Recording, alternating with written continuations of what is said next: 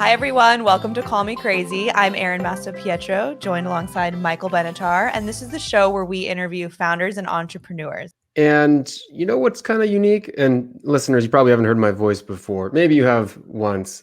I'm Dr. Benjamin Ritter. We've never really heard from Erin and Michael about why we should call them crazy. And I think we should. So I'm here today to highlight their story, and I might be here more than once. I think I might be for sure. We'll turn to Erin and Michael. Maybe I'm crazy too. But I'm really looking forward to learning more about them, and I know you are too. So thanks for having me, Erin and Michael. I'm really excited to call both of you crazy because you deserve it. I love it. So yeah, we were talking a few weeks ago after we did a podcast, and this kind of came up, and we thought this would be a great way to introduce ourselves more to you guys that are listening and just be more casual, just like hang out with us, learn more about us. And yeah, we're excited.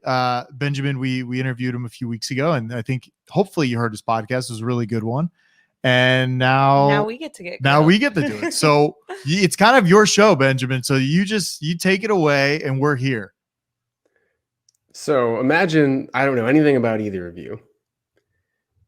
Tell our listeners, what do you do? What should they know? I'm sure they probably do already, but anyways, give us like the elevator pitch. If we're on the Shark Tank, right? You're up at the podium, and who do I want to be? I'm Mark Cuban. Yeah, it's a good one pick. Yeah. Okay. And so tell me what I should know. Well, I think there's like two pitches, right? There's the one that we founded Dope Dog, a few years ago for our dog that had an issue with his knees and ACLs, and he's back here somewhere sleeping. I think you can see him back there. And for us, that was why we started all this. That's why we feel like we are entrepreneurs. And just in the last year, I think it's kind of switched a little, and now we're doing multiple other businesses. So I think there's one side of us where we are Dope Dog, co-founders, CEOs of Dope Dog. And then there's the other side where we do have these other projects that are going on that are also really exciting, and doing stuff like this with you, and starting businesses and doing stuff in the baby world and the dog world. And yeah, so I think there's a lot that's going on, and I think this is why I was excited to talk about it, because we never get to, right? Yeah. You give a pitch. What are we doing? Yeah. I mean, 4 years ago, you could have asked me, what are you doing? And it wasn't this. So we're crazy because we started Dope Dog, and now here we are branding multiple brands, running Dope Dog, doing a podcast, and it's pretty cool. Which Erin doesn't love to do podcasts, but she's here. Michael gets me out of my comfort zone by bringing me on the camera. And on how do you pick what you tell people at cocktail parties and such? Like, so you're like at the dog park. So what do you do for a living? Well, I guess there hasn't really been a lot of cocktail parties lately, right? So COVID happened. I think I would still say Dope Dog because that's the main one, and that's the one we're really, 100% focused on. And then these other ones are casual. They're, hey, let's try to see what we can do with this product, or let's try something in this area, or I'm going to do, Erin's thinking about doing like a psychedelic coloring book, and that's just some idea, and she goes forward with it. So I don't know. What would you say? I think pre-COVID, it would have been, we're Dope Dog. We help dogs make dogs happy with CBD treats, and cool events and all this stuff. And then now we had a little extra time on our hands. We were in lockdown, and so we did start all these alternative projects. So maybe in a year from now, we'll be, the Benatar brand duo, and we're, running XYZ, and Michael has a venture fund, and who knows, like the amount of things that have changed in the past 1 year and 4 of us totally being in business. I can't imagine what it will be like a year from now. So yeah, we should probably work on our cocktail party pitch, because right now we're in like we're getting ready. Transition. Yeah. Weddings are happening, stuff like that. I've heard it's really great when someone asks that question is to actually ask a question back to someone relating to your different businesses. So like, hey, do you own dogs? And have you ever had a XYZ? Or hey, do you have kids that like the color? Or hey, have you heard about this research study? So it's like all of a sudden now you're prompting to see what's going to hit home more with them. And then you're able to then give them the little elevator pitch curated to what they're interested in. Well, you might miss out on an opportunity there, but it's also helpful to kind of feel out the audience a little bit. Yeah, like we might have a solution for them, possibly with one of our businesses. With one of your businesses. And yeah, actually, what's what's so neat about being an entrepreneur, and I talk to entrepreneurs a lot, and I tell them, hey, by the way, don't worry about this business because you're going to create 5 more. And they're just like, they don't believe me. They look at me with like these dumbstruck eyes.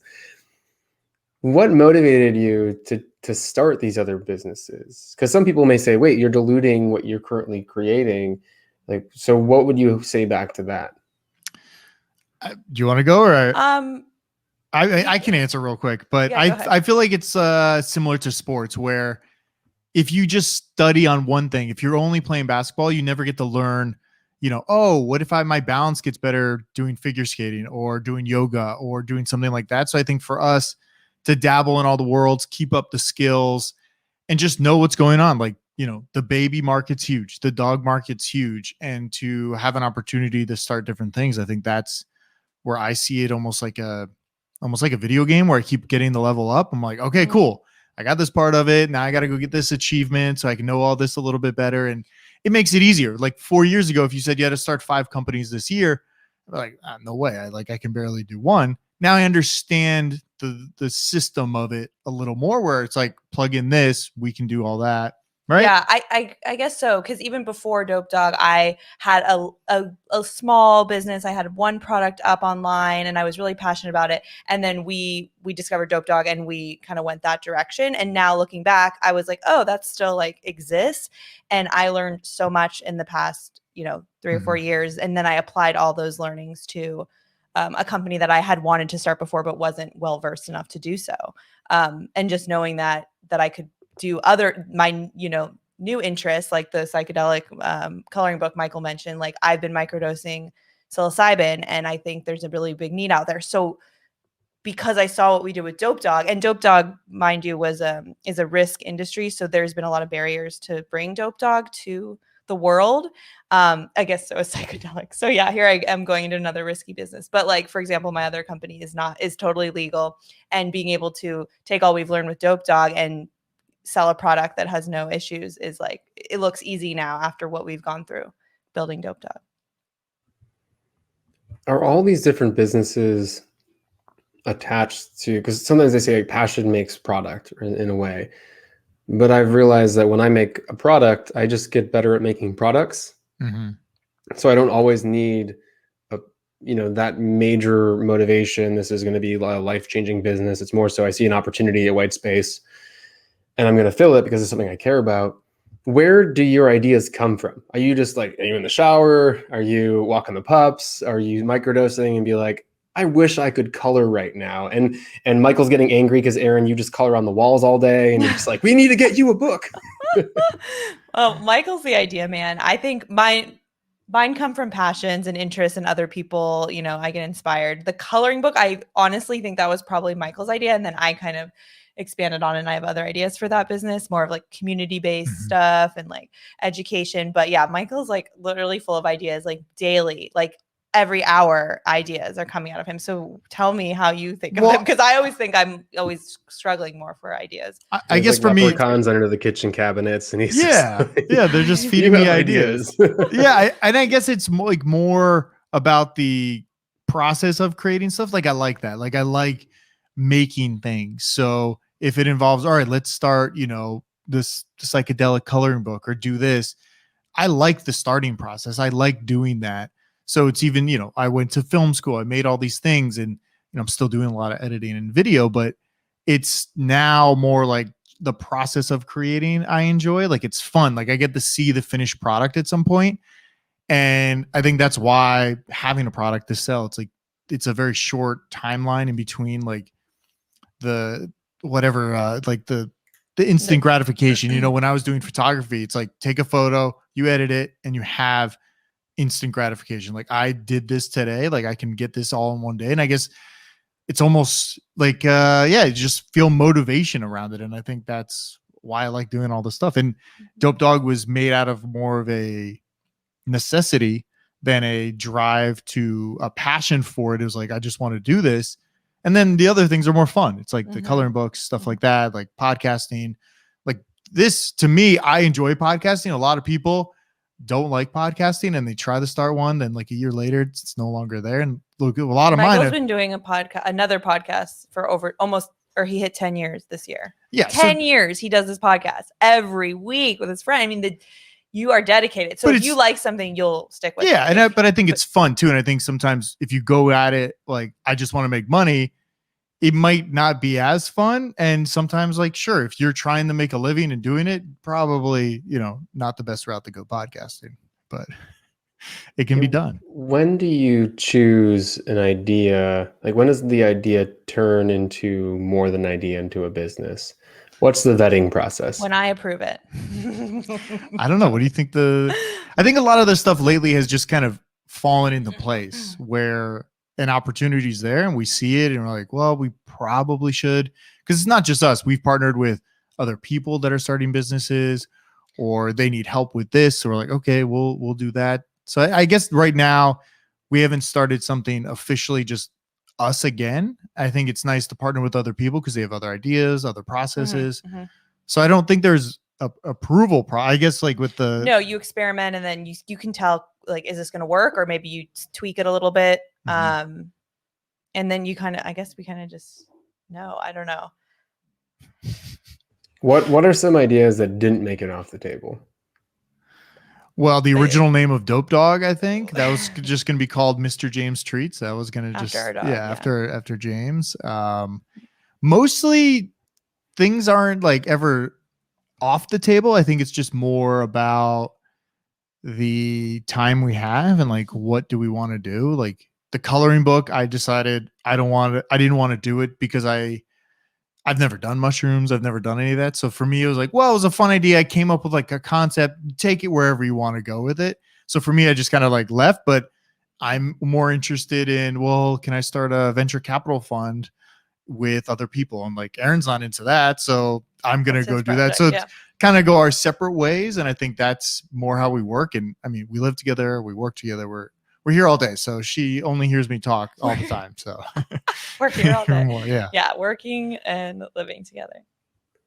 What are some keys to success working together? Like living together, working together, creating ideas together, being podcast hosts together. Yeah. Everyone always says boundaries and we say boundaries, but I think there's like knowing when you can like, boundaries, but like sometimes you're going to push the boundaries or like know when you can squeeze in something or when you just really need to let go because it's, sometimes we're talking and it's after business hours or whatever, like at dinner out. And like sometimes when we're relaxed and enjoying something like a great business idea will come up. So if you had set with your boundaries, like after 6, I'm not going to bring up anything with Michael, like then you lose momentum and you're not as creative, I think. So, I guess just knowing each other and when you should follow your boundaries that you've set in place.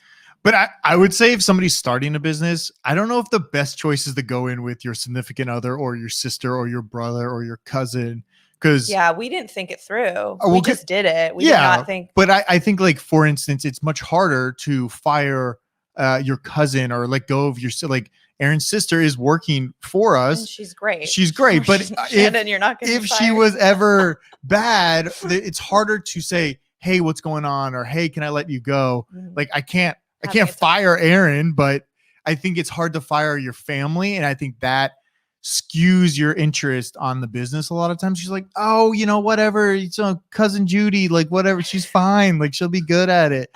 And then you realize there's like 20 other people that can do her job 10 times better, but you just feel bad for. Yeah. So be careful when you select your people. Yeah. It's tough, but it also can be fun, but you're also family. So there's obviously bickering and fighting occasionally. And I heard you mention that you have your own podcast. You've had it for 10 years. How do you choose what businesses either of you pursue without each other? Or is that even something that is discussed? I think it's just more casual. Yeah. It's like, I don't know, looking at food menus or something, right? It's like, I enjoy this, you enjoy that. And we kind of decide if we like it together, right? Like when we moved into our place, it's kind of the same thing, right? I don't know. You describe it. Yeah, I don't think it's not like, oh, are you going to go forward with this? I think if it started to pull away from our top priority, which is Dope Dog, then we might have to have a conversation, but none of them are that time consuming yet that it would pull us away. I don't think Michael's Sports Hangover, he does it once a week with his friend. It's an hour in the afternoon. So it's like, and then maybe you're editing and stuff. Maybe it's more, I don't know. But it's not like he's not around when I need him and we're focusing and planning things for Dope Dog. Yeah. On that note, what are your strengths for Dope Dog? If you were to say, okay, Erin, you're like amazing at this, you take this, Michael, you do this, or is it come one, come all, share one email inbox and such? No, we have opposite. Yeah. It took a while. It took a while to realize, but yeah, you know. Let's have you say it. I think I realize what our so write down your answers, hold up your cards. Okay, here we go. Yeah, we're on like the same. What was that dating show like back in the day where it's like like your husband or wife, like you would ask them questions, see if they knew about you? What was it? Yeah, was it on TV? Remember that show? I know what you're talking about. All right, so I mean, Erin is like an operator. She's been a manager for large retail companies. She knows a lot about that structure. So for her, it's like management, details, getting things, making sure they're done. And I'm more on the other side, like the creative marketing, kind of not like, I mean, vision-ish, but like when you're making something, I think you have the vision inside of you. So it's really hard to sometimes tell it to people. You can try, and like, working with graphic designers and other artists, when somebody meshes well, I think you'd want to work with them more because they have your aesthetic and everything like that. But I think, right? Yeah, I mean pretty much sums it up. Yeah. Creative mind, vision, I would say more visionary, more risk taking. I'm more of, more cautious, a little bit more detail oriented, like he said, and executor. So he's like idea man, I'm executor. I mean, I execute too, but then the process in between, we kind of both have to dive in on, or come in on that. Yeah. And then when you hire somebody that's really good at stuff, you realize, well, I was not that good at it. Yeah. And those are the things when you're like, damn, I tried my best, but I was never that good. Yeah. I thought I was That's good at incredible. That's incredible to realize, by the way, when you actually hire an expert at something and you've just been doing it and like you're doing it fine. Yeah. Then they come in and they're just like, you're like, wow, okay, that's what it's supposed to look like. Because that's their sole focus. And I think when you're 100% in on whatever email marketing, like specific examples in business, in your business, what would you say is an example of that potentially? I mean, we have a couple. Like I would say, I mean, the SEO stuff. Like if you don't know SEO, there is a bare minimum that you could do. But I think the technical stuff, the details, that's like something that at least we found important. But I mean, yeah, we wouldn't. Some of the stuff, like email marketing, like I'm doing it now. I'm still doing it to this day, but I have not found anybody that I want to take over. Or social media. We thought we were good at it, but when you have somebody that's really in it and wants to have a community and have all this, I think you realize, wow, I wasn't giving it enough attention to actually give it. Or like at the beginning we were, because we didn't know we just started a brand and we're like, oh, we got to post on social media. Yeah.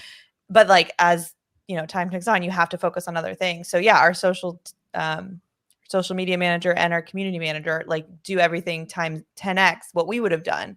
And it's like, dang, wow. And like, we're so proud of the brand, and it's because they know what they're doing, but they also, they focus on that solely for us and kind of have more of a fresh perspective. I think whereas we're kind of like, we have the whole business picture in our mind. So it's kind of like, it's just one more thing. So let's say someone's starting a CPG product and like they're just launching, doing everything themselves, and they've realized some success, and now they can start hiring people. Where do you think is that first hire? Well, wait. First, we don't rush to hire. I don't think. I guess it depends on your situation. I mean, if you've raised capital and you have a whole plan and you need a key player, yes.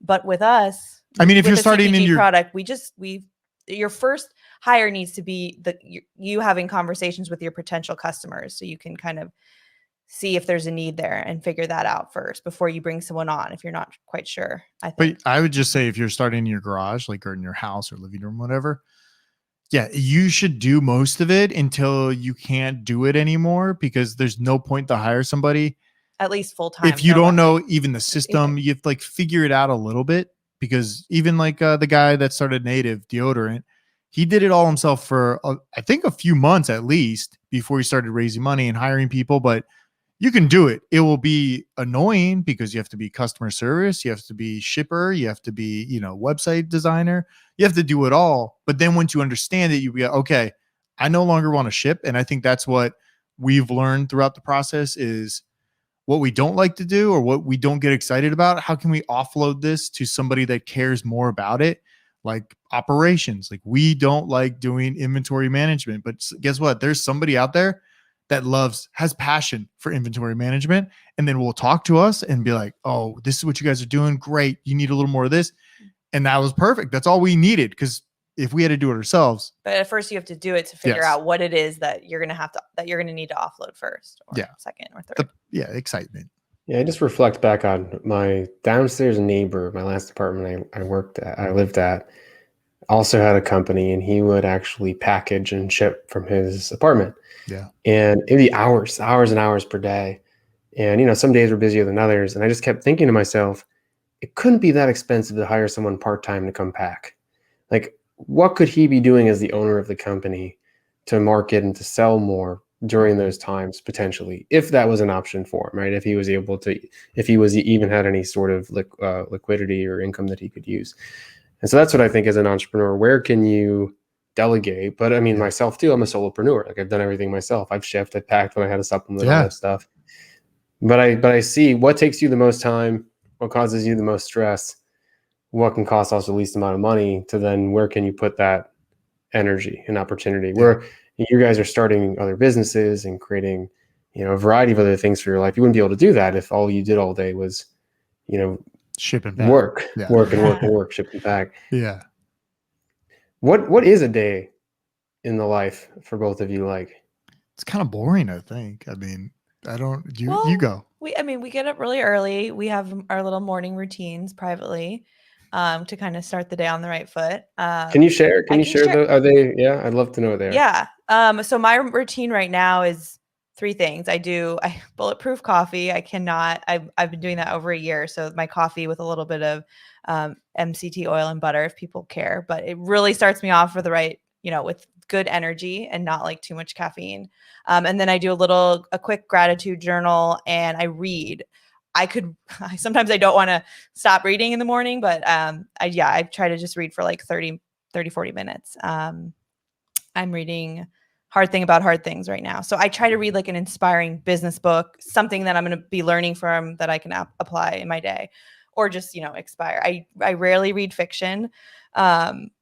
But I did just read a fiction book and it was so nice. So I'm going to try to do that as well. But I really love nonfiction reading in the morning, and then a quick workout in our garage gym. And then I try to tackle the hardest thing of the day. I mean, everyone always says like, try to tackle one big thing of the day. Cause as the operator, my to-do list is very long. So I try to do the first window of the day, maybe like 2 hours before 11, and tackle something that I have to create or do or write. Mm-hmm. And then the rest, and then lots of dog walks. Michael's always like, let's go for a walk. So we'll take our breaks are walks outside with the dogs. And then the afternoon is more like getting stuff done, management stuff, usually a podcast.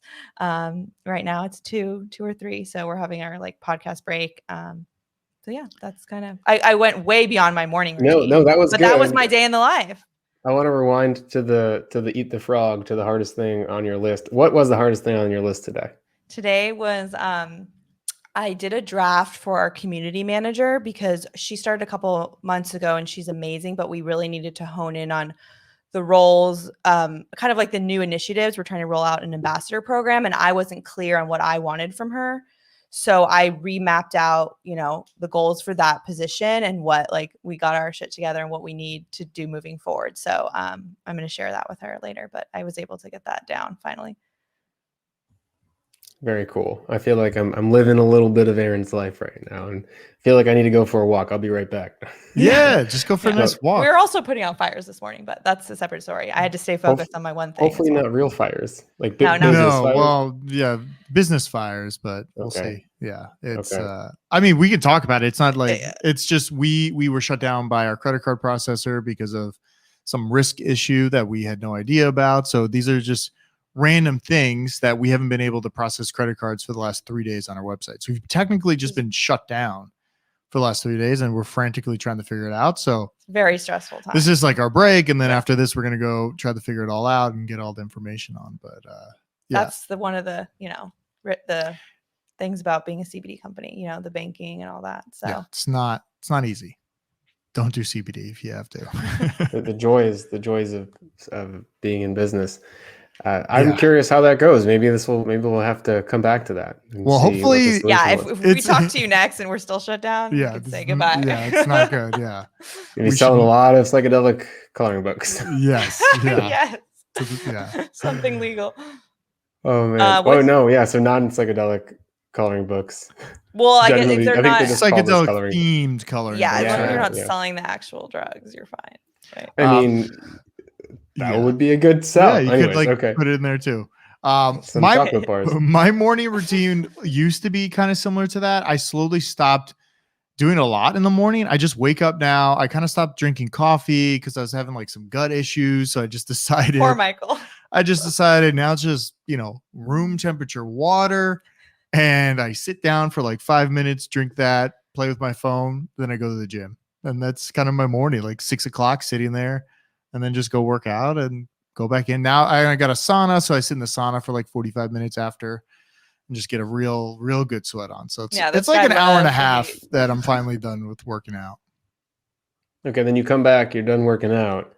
Come back, And done. The night before. What do you pop into? Night before, I usually write like a long list of tasks or things or stuff I want to get done.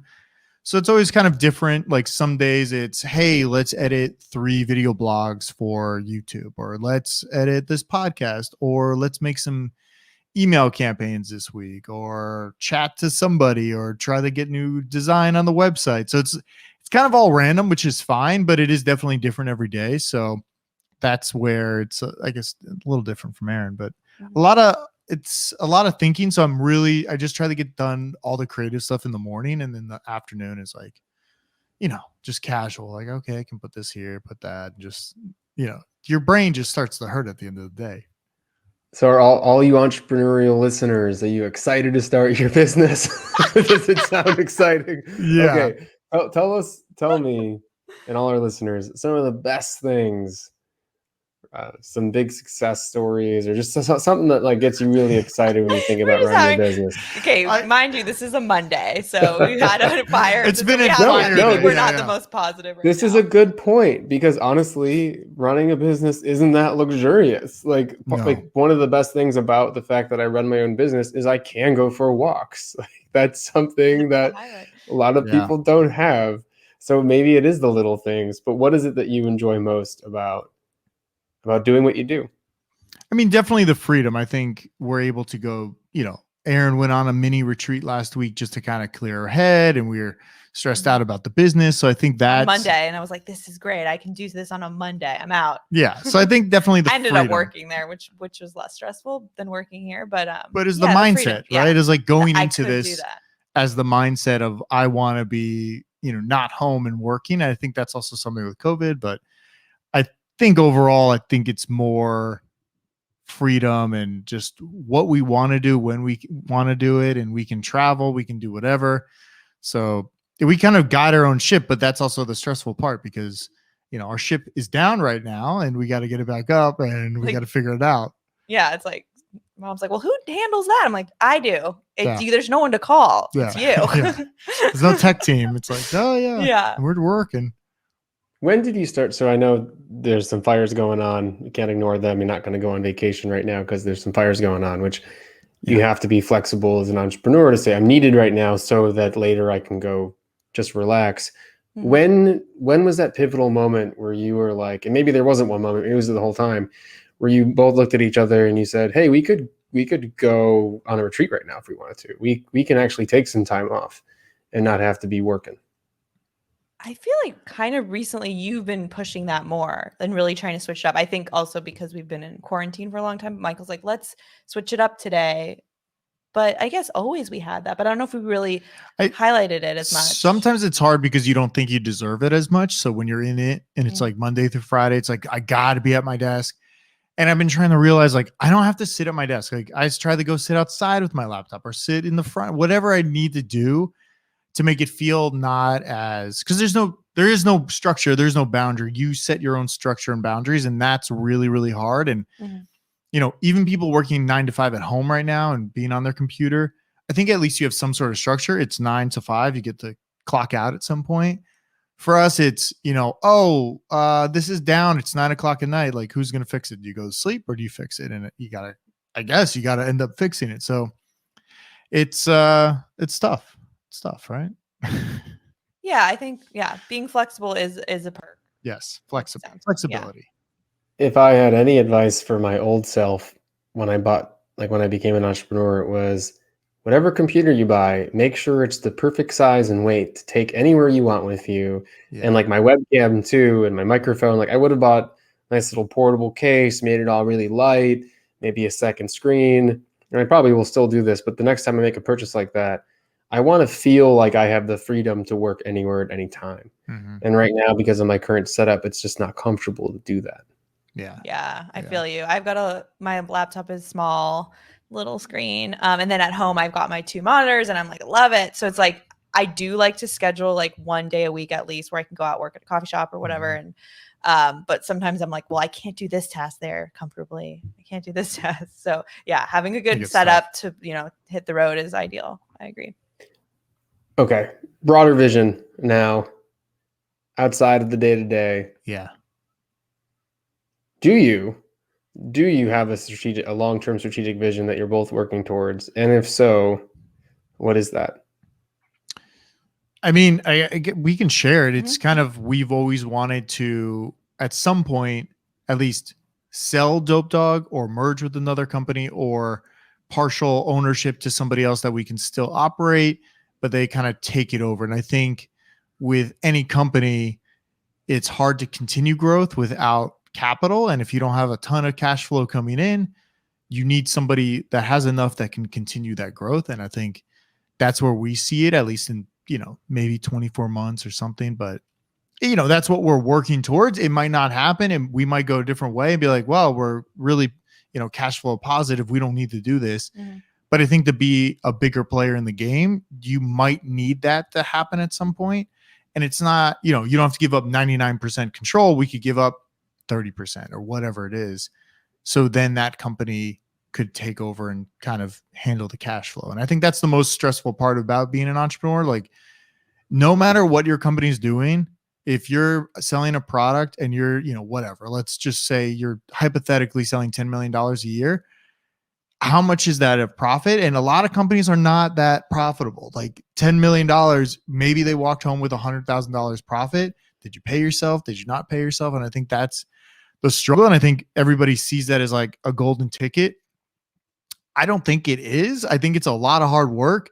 If you just want a golden ticket, just stay at your office job and then like invest in stuff, because the office job, you're going to be a lot less stressed. And I'm not saying don't be an entrepreneur, Isn't but this a show where we interview inspiring entrepreneurs and founders? But I'm being honest. Like today we've had a rough day, but it's also the mindset of where I'm at right now is if you're going to be an entrepreneur, it's not a golden ticket. You're not going to become a millionaire overnight. It is like real work and super stressful. And you might be alone doing it. You might have a co-partner, whatever, doing it. Despite all that, would you work at a 9-to-5 job tomorrow?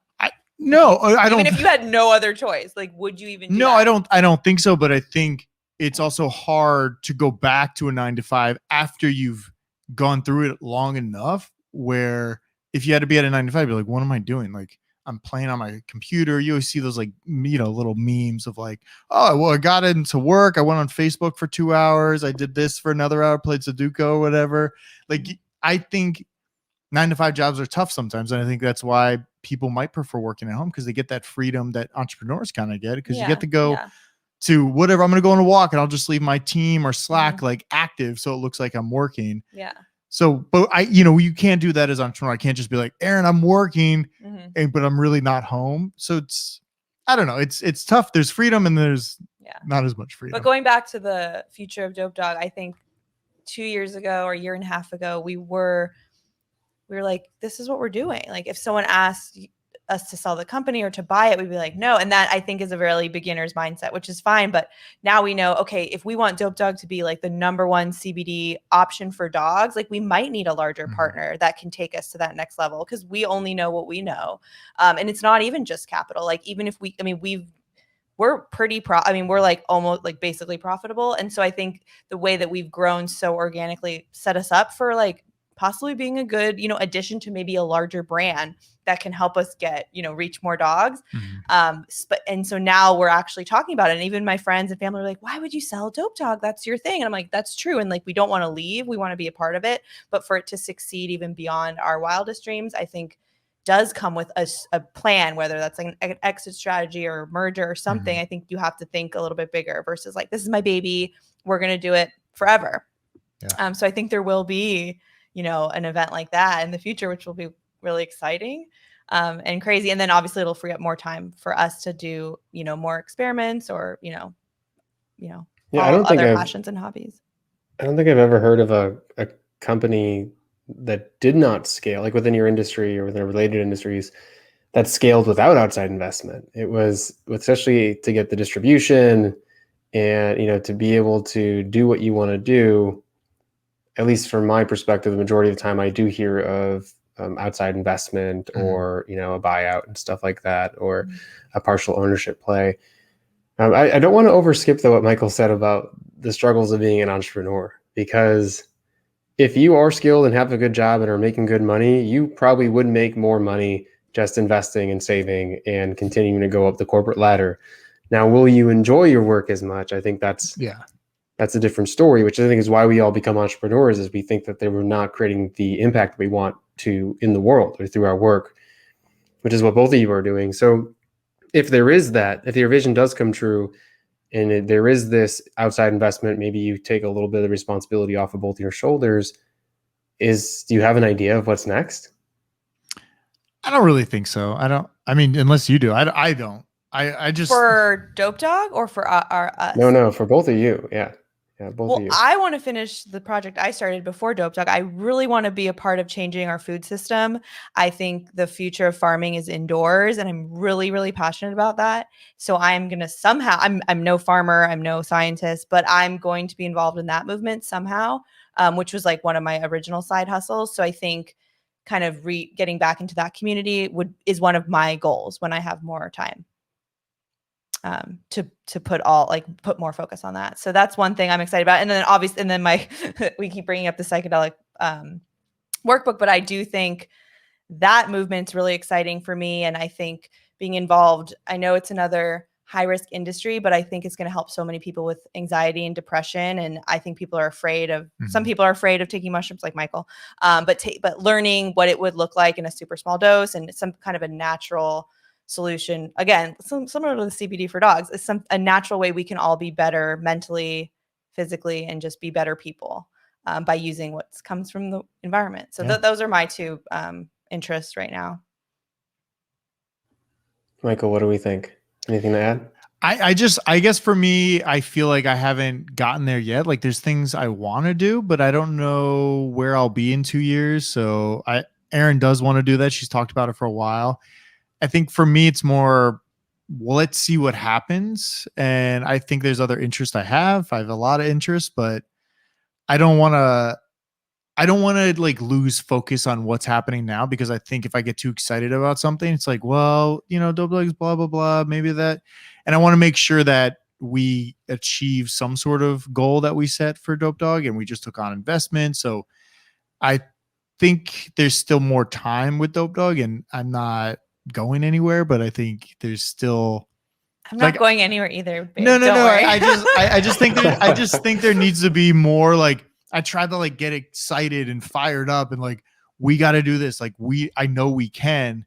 So that's just it's like a mental game, right? Like if I say, oh, I'm gonna, do this afterwards, I might that's true. You have to vision like what we are accomplishing now. Yeah. So nothing is set in stone, but there's other projects I definitely enjoy.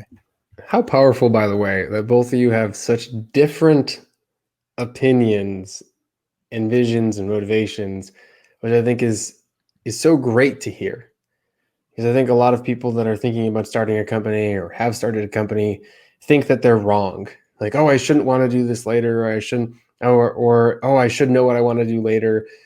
And both are great, like are wonderful. Erin, I love what you said, because it represents your values. You see this opportunity for, life improvement and expansion of your mind, and holistic, nutritious, or just dietary like cures in a way. Or there's this theme that is very prominent. And Michael went along with what you said in terms of, I'm a creator, I'm an idea generator, I like to live in the moment, and that's where my power and magic comes from. And I'm making assumptions and generalizations. Yeah. But both of you have your secret sauce and your strengths, and you play to them, and you utilize that to grow and be successful in your business. So I think that's really neat to see. Yeah, that's cool. great. Yeah, I think that might be a way to end the podcast this week. That was great. But yeah, I agree. I think it's crazy that we are so different, but it is nice that we have that, because if we were very similar, I don't think the business would go anywhere. And I think, without Erin or without me, I feel like Dope Dog wouldn't really be here, because we need each other. So it's tough. It's fun. It's just like, yeah, like we got lucky. Like we didn't know this was going to happen. We didn't know this was going to work. And we got, yeah, so it's working. So we'll see what happens. Well, that's the thing too. You never do. So Yeah. it's what you show up, you're consistent, you act, you do it from a place of care and passion, at least initially. You play to your strengths, and then serendipity and magic can happen along the way. Yeah, I agree. Where can everybody find